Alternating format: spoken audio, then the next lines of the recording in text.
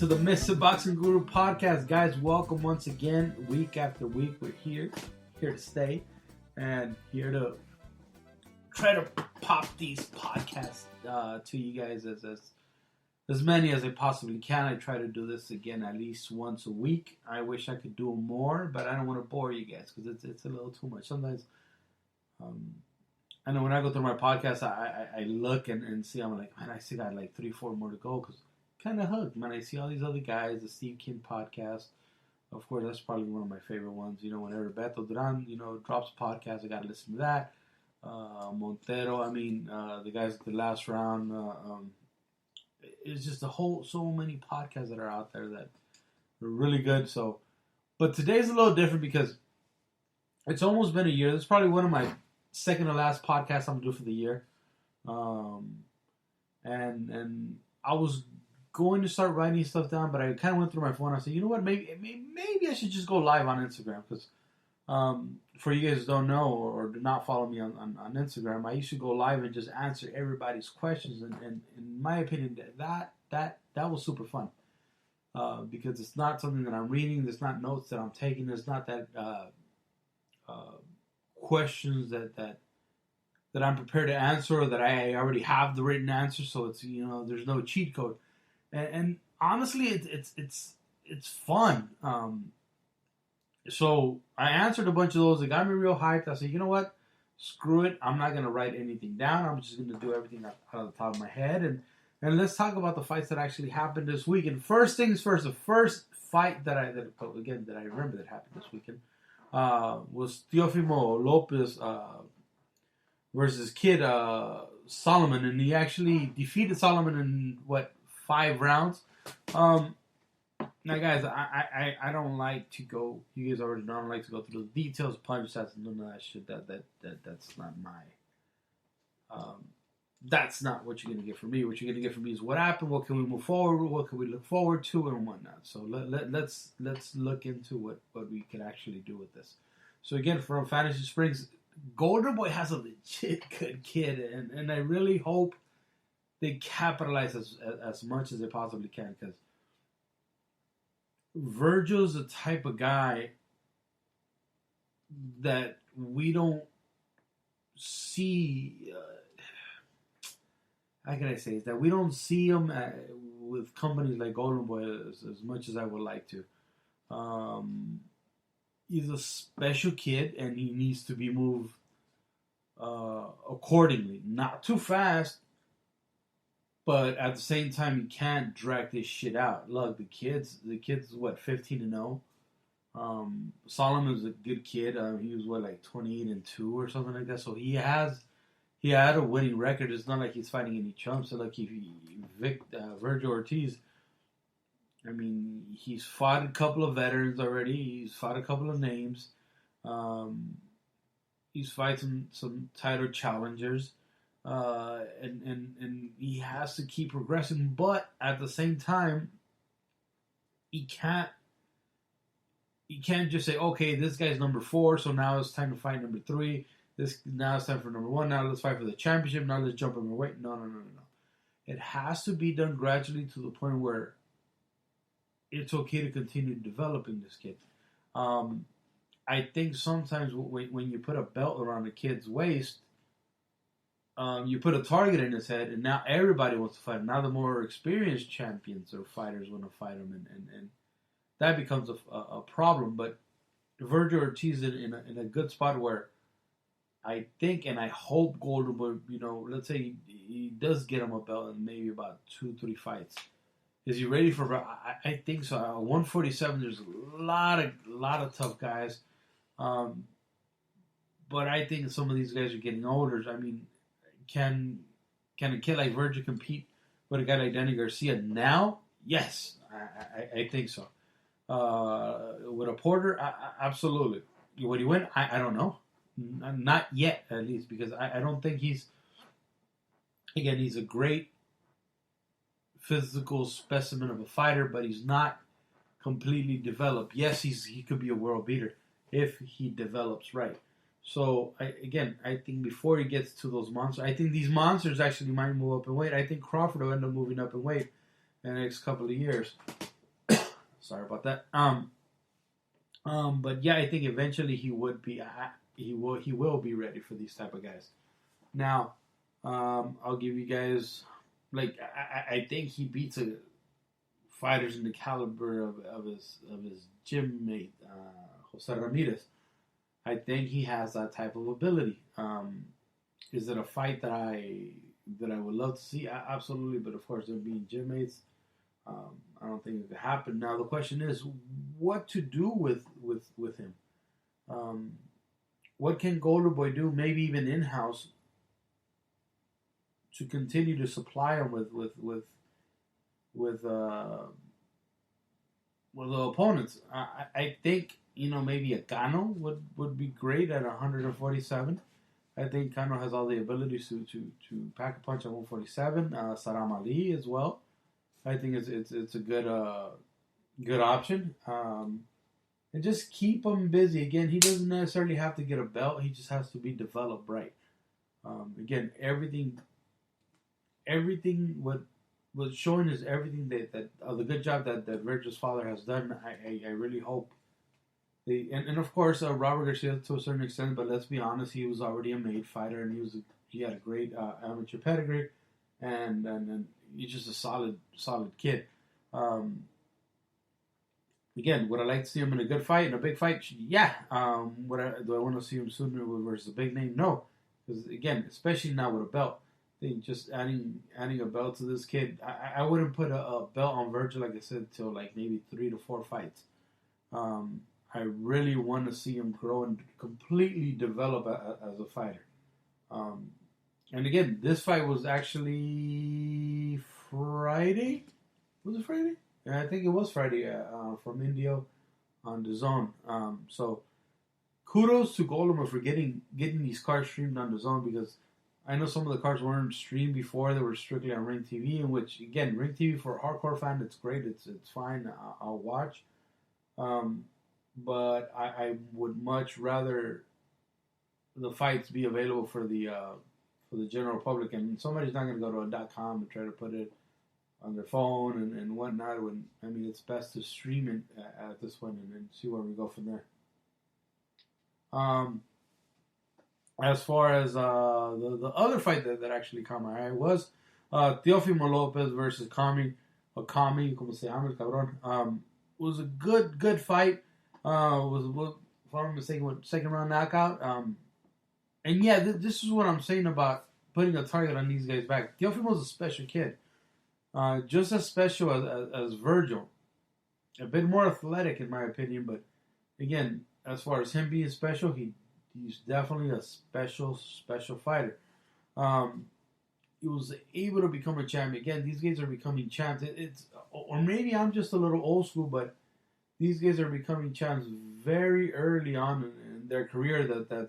That almost seems like they'll finish their careers a lot sooner. And I always keep going back to maybe like a Fernando Vargas, where he came in so strong and whatnot, and he was overly advanced beyond his age when he came in. That he almost peaked a bit early, and he was thrown to the right opponent, maybe not the wrong time, but there was no regressing. There was no going back, so he had to fight those type of fighters. He had to fight the Tito Trinidad. He had to fight the De La Hoyas, because he had already fought those other oppositions, though the Yori Boy Campos, a bit early in his career where he didn't get to develop, and that's where I'm kind of scared for guys like Virgil and Teofimo Lopez, that we might be over peaking them. We're not really letting them enjoy. They're not letting us enjoy them as much as we should.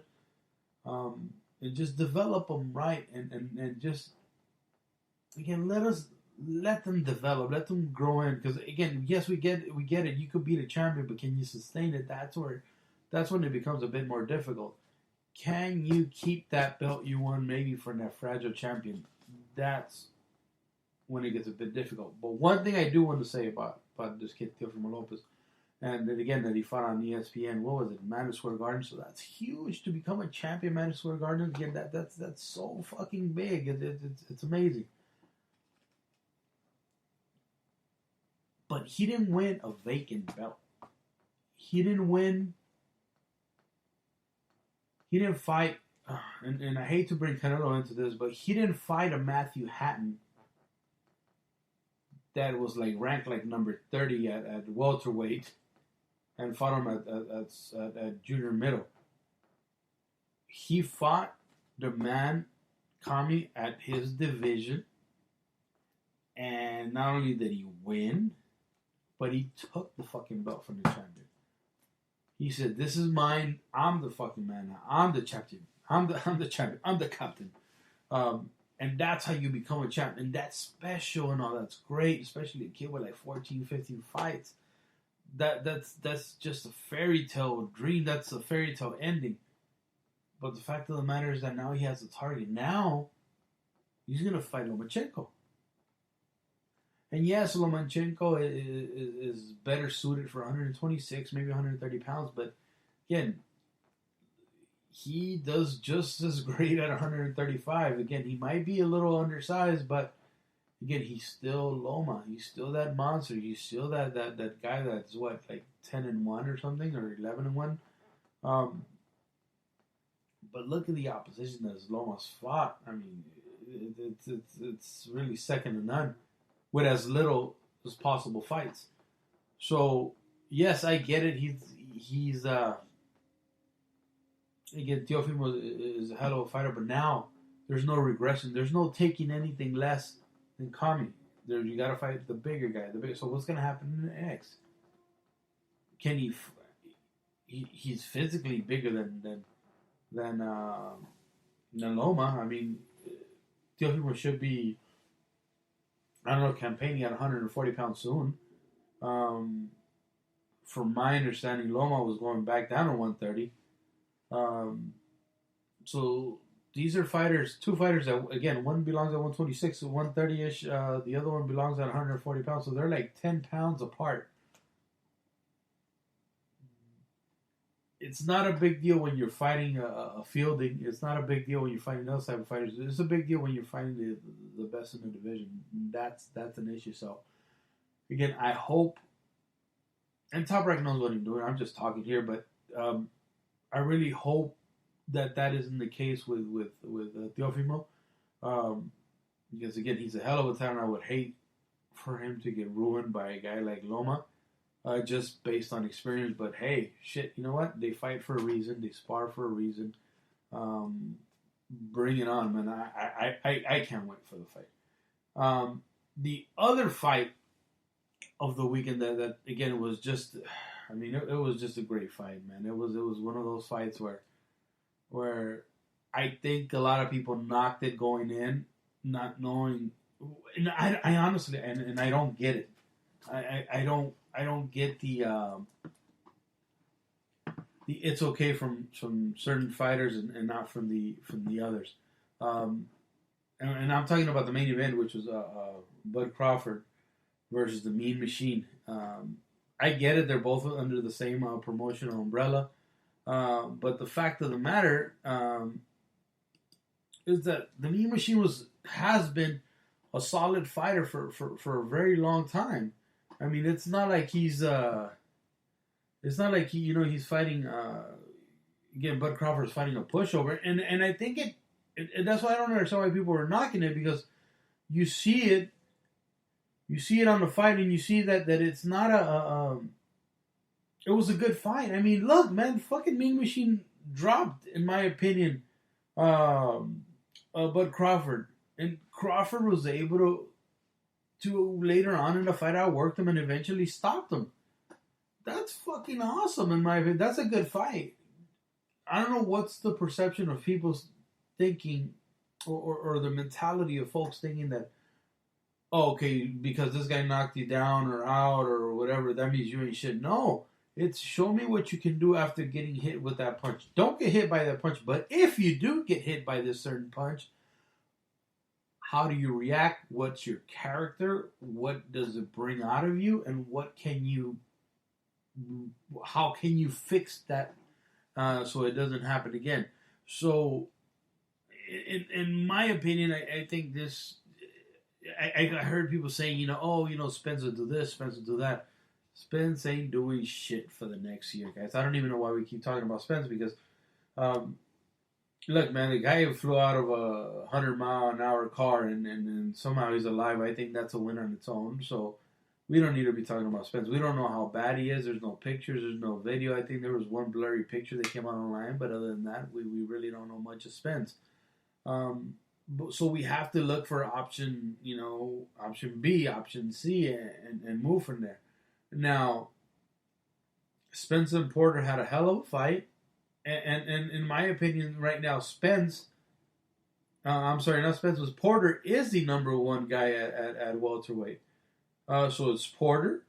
It's in my opinion Manny Pacquiao, Keith Thurman, Danny Garcia. Those are the top guys. Other than Crawford. And in my opinion, it's time for Al Haymon because he's the one fucking everything up. Or start leasing these guys out. I mean, if they were able to sacrifice Keith Thurman, let him fight. Let him fight for a belt. Let him fight Crawford. Danny Garcia is just built different, so I don't think they'll let him fight Crawford. I mean, it's just not in their DNA to take a tough fight unless they really have to. Let's see, Porter will make a great fight. He'll make a hell of a dog fight with Crawford. So why not? These are the guys that are on the other side, but why not get together and make money? I mean, it's a great opportunity. Unless the only thing I could feel is that Al Haymon and team have like they just don't like Crawford and are unwilling to work with the guy, or better yet, Bob Arum. But the fact of the matter is that these are the fights to make. Hopefully, they get to me. If not, let them move out of the division and let Crawford, fight. The Virgils, fight the other guys that are coming up for it. I mean, the Ramirez's and whatnot. So why not? So, I mean, in my opinion, it only makes sense. It only makes sense to get fights like that going. So, of course, we all heard the rant from Tim Bradley saying, you know what, the only man for PBC is Deontay Wilder, and I agree and I don't, because I don't think it's a fair assessment, because I'm sure those guys will want to fight. The problem here again, it's Al Haymon and stuff. They don't want to allow they have a certain 5-year plan with their fighters, and they have certain fights that they have pre-picked for their fighters. And if Crawford was not part of their plan to begin with, they're not going to work with him because he's an outsider. So the thing is, how does that work? I mean, how do these promotional companies keep allowing them to keep these belts if they're not willing to work with outsiders? Why isn't he a mandatory to these guys? So again, it sucks to see the welterweight division held hostage by a certain entity, and I would say this honestly: if this was Golden Boy, this was Matchroom, or whatever it was. But I think it's kind of fucked up to manipulate history, because these kids could really make history, and for a promoter to stop it from being made, because it's not like you stop it because of there's no money involved. There's a lot of money to be made. They're just stopping them because just trying to show who has a bigger dick here. But it fucking sucks. And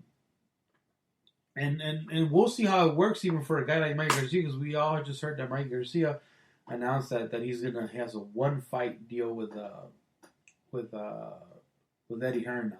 I don't necessarily know how that works, because from my understanding, I mean, I think Mikey's still working with Al Haymon, so I don't know if he's just part of the program, or how is that okay for Mikey Garcia to leave the Showtime entity to let's say the DAZN, if he's part of the Showtime crew and one. How is that okay?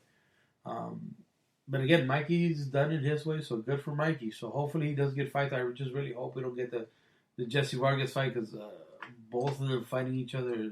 It's just a horrible fight. Um, Other than that, I mean, I think that's pretty much it. Of course, we heard about the rematch, Fury versus Wilder, sometime in February. So I really can't wait for that. Again, top rank, a PBC fighter fighting together. They're actually able to do that. Why can't the other guys do it? So we'll see. We'll see what happens. As far as fights coming up, guys, we have a couple of fights that are coming within the next couple of days. I think on what is it, Thursday?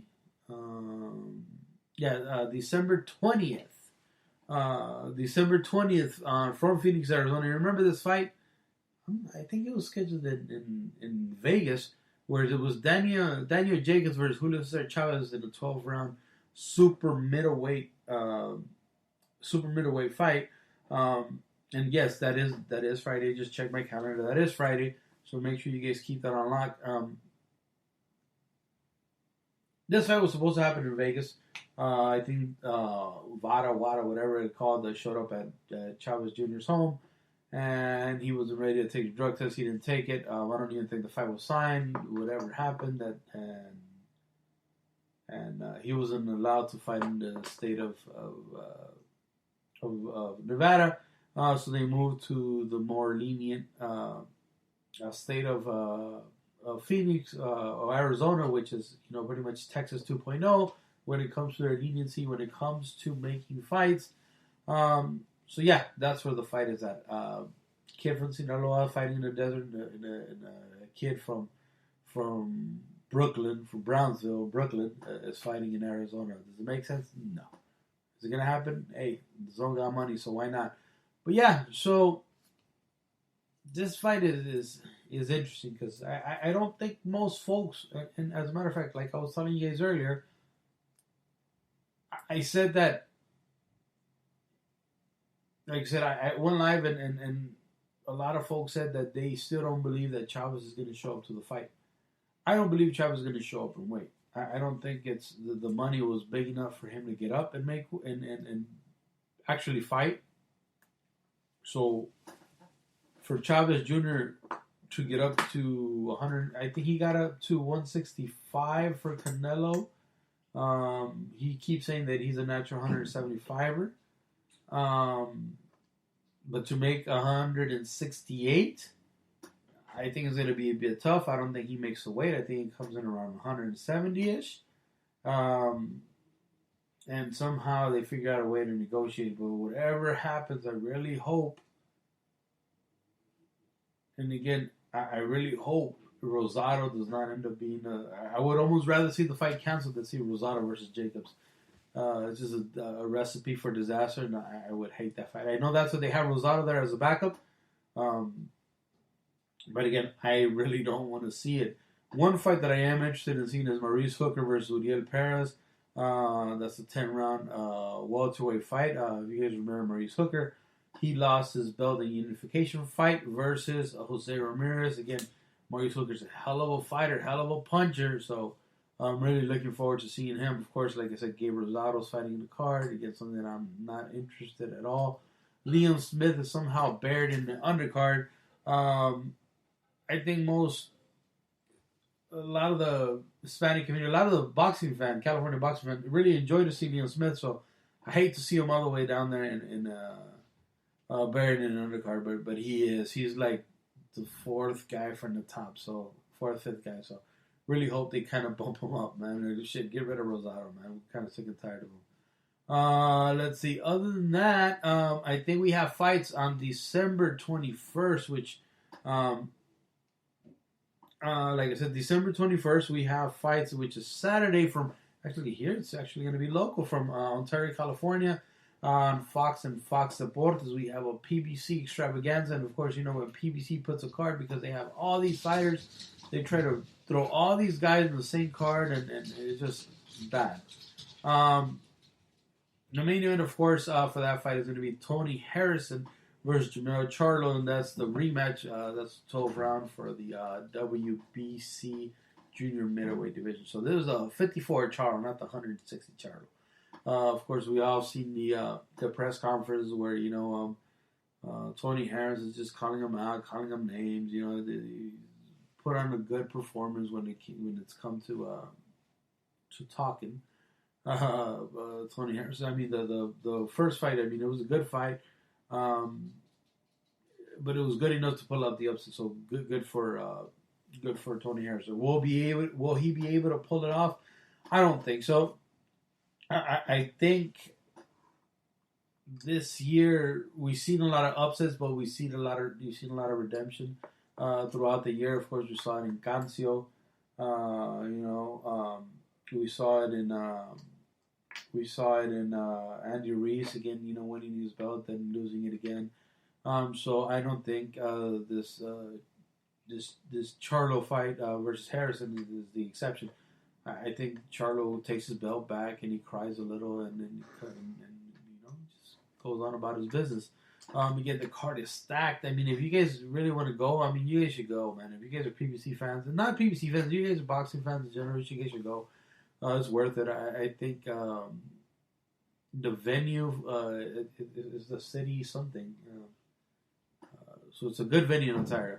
Of course, we got Andre Durrell fighting. We got Mama Dude, Hugo Centeno.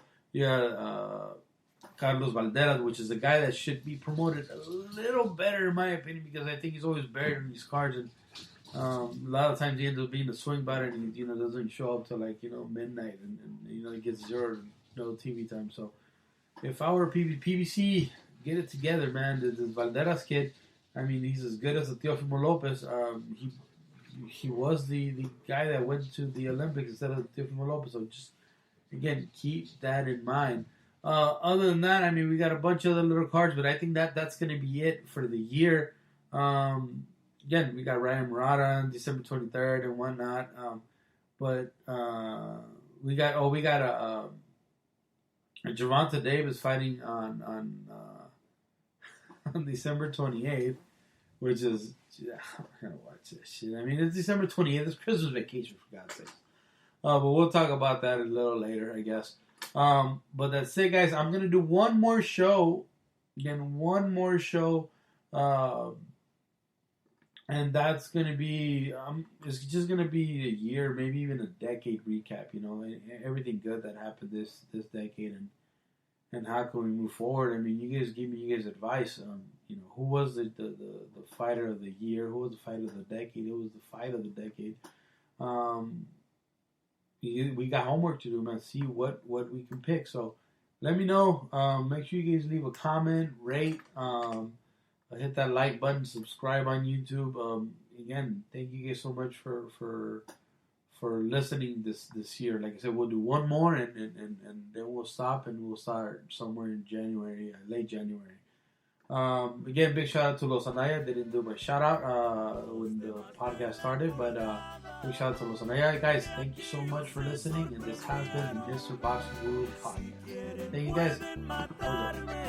Que yo ya vengué a mis viejos, dicen que lo fusilaron, otros que se fue muy lejos.